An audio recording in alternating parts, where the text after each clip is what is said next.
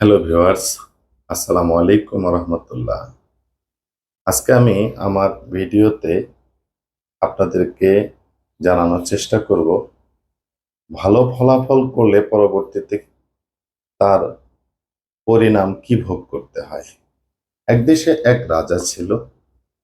সেই রাজার তিন মন্ত্রী ছিল।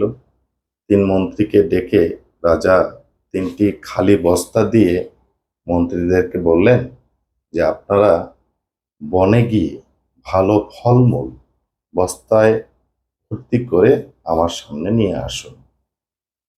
যখনই রাজা নির্দেশ দিলেন, মন্ত্রীরা নির্দেশ পেয়ে তারা বন জঙ্গলে চলে গেল।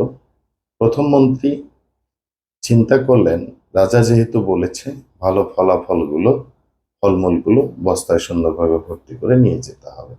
তখন প্রথম মন্ত্রী ভালো ফল কুড়িয়ে কুড়িয়ে বস্তা ভর্তি করে মন্ত্রীর সামনে নিয়ে আসলেন।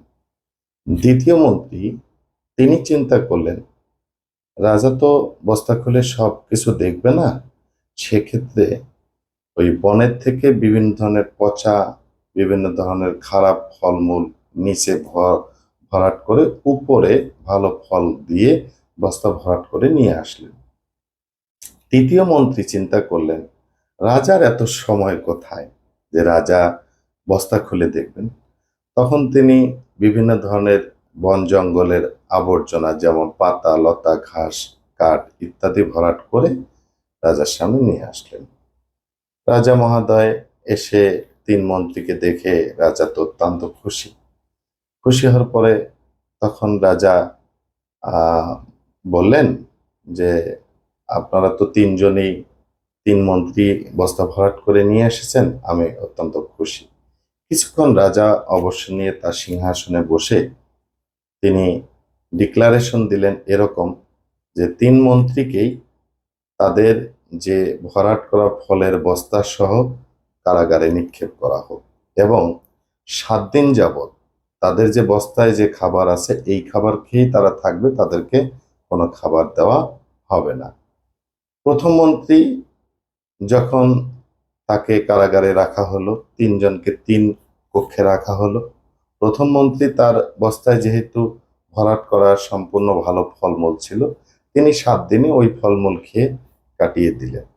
দ্বিতীয় মন্ত্রী তার বস্তায় তো অর্ধেক ছিল ভালো ফল আর অর্ধেক তো ছিল পচা ফল। তো অর্ধেক ফল 2 দিন খাওয়ার পরে তৃতীয় দিন থেকে ওই পচা ফলমূল খেয়ে যখন থাকা শুরু করল, সে অসুস্থ হয়ে পড়লেন। এবং তৃতীয় মন্ত্রী তখন চিন্তা করলেন যে আমার বস্তায় তো আমি কোনো ভালো ফলামূল নিয়ে আসিনি, আমি এখন কি খাবো। তখন তিনি না খেয়ে ওই কারাগারে মারা গেলেন। এখন মোরাল অফ দ্য স্টোরি কি?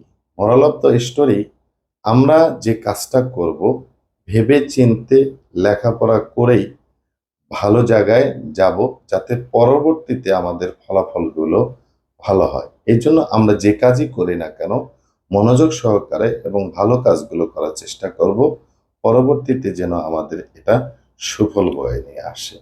যদি ভিডিওটি আপনাদের ভালো লেগে থাকে, লাইক কমেন্ট শেয়ার করে দিবেন। ধন্যবাদ।